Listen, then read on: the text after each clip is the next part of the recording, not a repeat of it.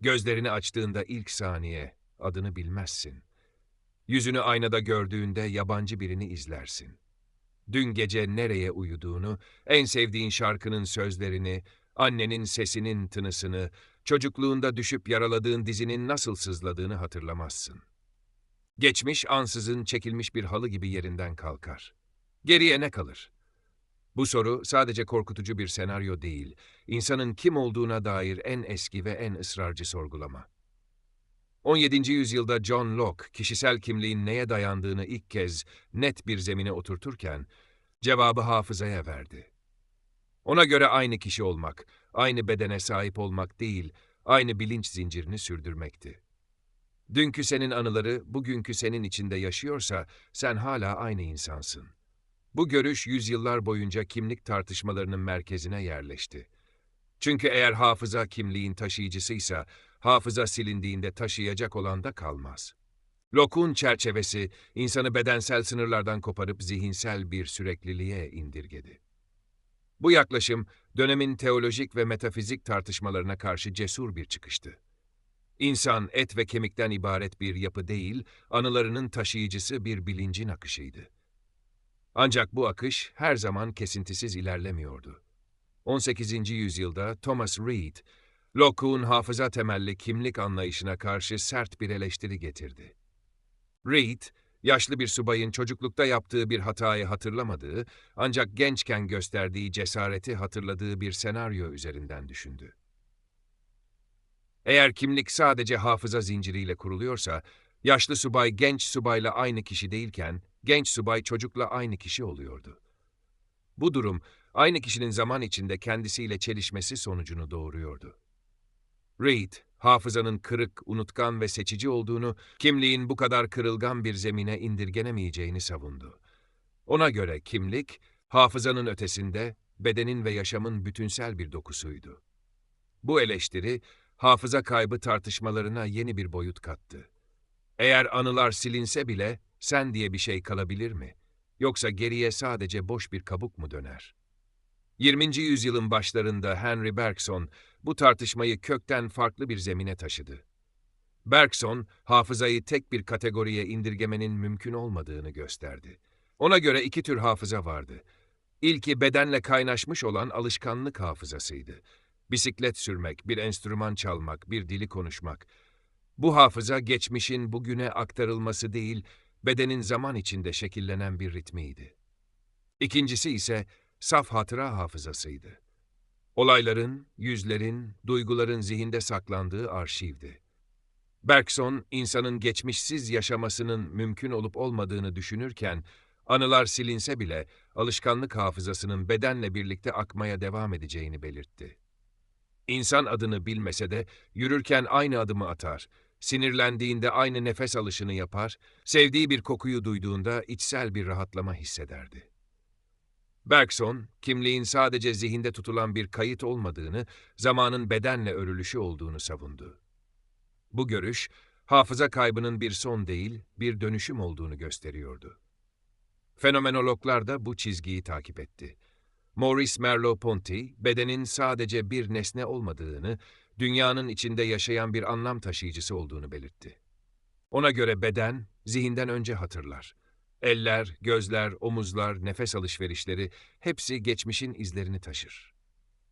Bir kişi tüm otobiyografik anılarını kaybetse bile bedeninin duruşu, sesinin titremesi, korku anında kasılma şekli, sevinçte açılan göz bebekleri hala aynı kalır. Çünkü bu tepkiler bilinçli hatırlamaya ihtiyaç duymaz. Onlar yaşamın kendi içinde biriktirdiği sessiz birikimlerdir. Merleau-Ponty, insanın kimliğinin sadece zihinde inşa edilmediğini, bedenle dünyayla kurulan ilişkilerde şekillendiğini gösterdi. Anılar silindiğinde zihin boşalır, ancak beden hala bir geçmiş taşır. Bu geçmiş, kelimelere dökülemez, ancak hareketlerde, bakışlarda, tercihlerde kendisini gösterir. Bu ayrım, felsefi tartışmayı sadece teorik bir düzlemden çıkarıp, insanın günlük yaşantısına indirger. Eğer kimlik sadece hatırlananlarla kuruluyorsa, uykusuz bir gecenin ardından, bir yorgunluğun ortasında, bir anlık dalgınlıkta bile insan kendisini kaybetmelidir. Oysa durum böyle değildir.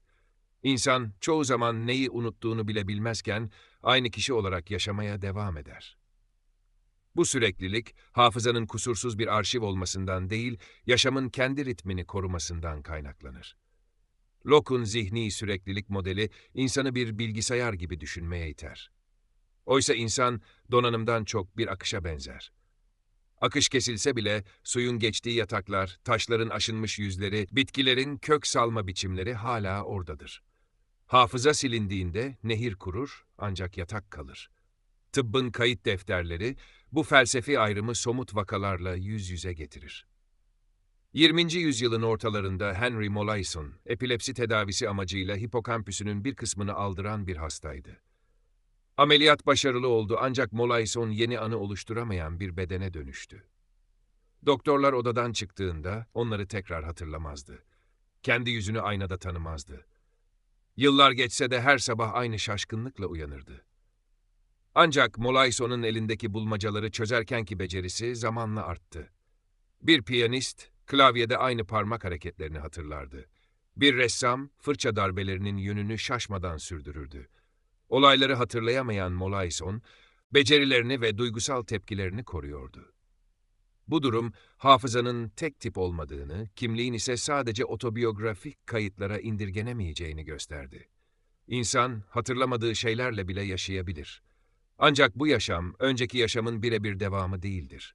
Farklı bir ritim, farklı bir yoğunluk, farklı bir sessizlik taşır. Paul Ricoeur bu durumu anlatı kimliği kavramıyla yeniden yorumladı. Ona göre insan, kendini sadece hatırladıklarıyla değil, kendini anlattığı hikayelerle de kurar. Hafıza silindiğinde resmi hikaye kopar. Ancak insan, hala yeni bir anlatıya başlama kapasitesine sahiptir. Ricoeur, kimliğin sabit bir öge olmadığını, zaman içinde yeniden örülen bir doku olduğunu savundu.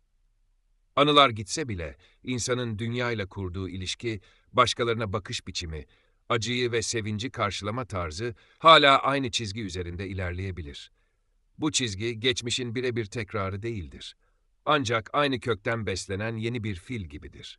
Ricoeur, hafıza kaybının insanı yok etmediğini, sadece anlatının dilini değiştirdiğini belirtti. Dil değişse de söyleyen hala oradadır. Sadece kelimeleri farklıdır. Modern bilişsel bilim bu felsefi çizgiyi nörolojik verilerle destekler. Örtük bellek, duygusal kondisyonlama, motor öğrenme, sosyal sezgi, bunların hiçbiri bilinçli hatırlamaya ihtiyaç duymaz. Bir kişi çocukluğunda korktuğu bir hayvanın ismini hatırlamasa bile o hayvanı gördüğünde kalp atışları hızlanır. Bir yemek kokusunu tanımlayamasa da midesi hafif bir rahatlama hisseder. Birinin ses tonundaki kırılmayı fark etse de nedenini açıklayamaz. Bu tepkiler hafızanın silinemediğini, sadece biçim değiştirdiğini gösterir. Kimlik bir dosya yığını değil, bir ekolojidir. Ağaçlar kesilse de toprağın bileşimi, rüzgarın yönü, nemin dağılımı hala aynı kalır. İnsan da böyledir. Anılar gittiğinde zihin sessizleşir. Ancak beden, alışkanlıklar, duygusal eğilimler, başkalarıyla kurulan görünmez bağlar hala çalışmaya devam eder. Bu durumda geriye ne kalır? Locke'un söylediği gibi eğer kimlik hafıza, geriye hiçbir şey kalmaz. Ancak Reid'in, Bergson'un, Merleau-Ponty'nin ve Ricoeur'un işaret ettiği gibi geriye hafızanın taşımadığı ancak yaşamın bıraktığı izler kalır. Bedenin duruşu, nefesin ritmi, ellerin hareketi, gözlerin bakış açısı, acıya karşı tolerans, sevgiye karşı açıklık, öfkeye karşı direnç. Bunlar kelimelere dökülmez. Ancak insanın varlığının ta kendisidir. Hafıza silindiğinde insan kendini kaybetmez. Sadece kendini tanımanın aracını kaybeder. Tanım aracı değiştiğinde tanımlanan hala oradadır. Sadece farklı bir yoldan yürür. İnsan geçmişini bilmek için anılara ihtiyaç duyar. Ancak anılar geçmişi olduğu gibi saklamaz. Onları yeniden yazar, süsler, siler, bazen tamamen uydurur. Bu yüzden hafıza gerçeğin kaydı değil, gerçeğin yorumudur. Anılar silindiğinde yorum kaybolsa da ham madde kalır. Beden, çevre, alışkanlıklar, duygusal izler, sosyal bağlar. Bunlar hafızanın gürültüsünden uzak, sessiz ama güçlü bir zemin oluşturur. Bu zemin üzerinde insan yeni bir dil öğrenir. Eski hikayenin yerine yeni bir sessizlik yerleşir. Bu sessizlik boşluk değildir. Daha önce kelimelerle doldurulan bir alanın artık hareketlerle, bakışlarla, tercihlerle nefes almasıdır. Sorunun cevabı, hafızanın gidip gitmemesinde değil, insanın neyi kendi saydığındadır. Eğer kimlik sadece hatırlananlarla sınırlıysa, geçmişsiz bir yaşam yokluk demektir. Ancak kimlik, yaşamın kendisi ise, hafıza kaybı bir son değil, bir dönüşümdür. İnsan, adını bilmese de, yürürken aynı adımları atar. Yüzünü tanımasa da, aynada aynı bakışı sürdürür. Eskiden sevdiği insanları hatırlamasa da, onlara karşı aynı içsel eğilimi taşır. Bu eğilimler, hafızanın ötesinde, yaşamın dokusunda saklıdır. Hafıza gittiğinde insan kendini bulamaz. Çünkü kendini aradığı yer artık orada değildir. Kendi artık başka bir yerde, başka bir ritimle, başka bir sessizlikle devam eder. Ve bu devam ne kayıptır ne de kopuş. Sadece insanın kendi varlığına dair en sessiz ve en güçlü ifadesidir.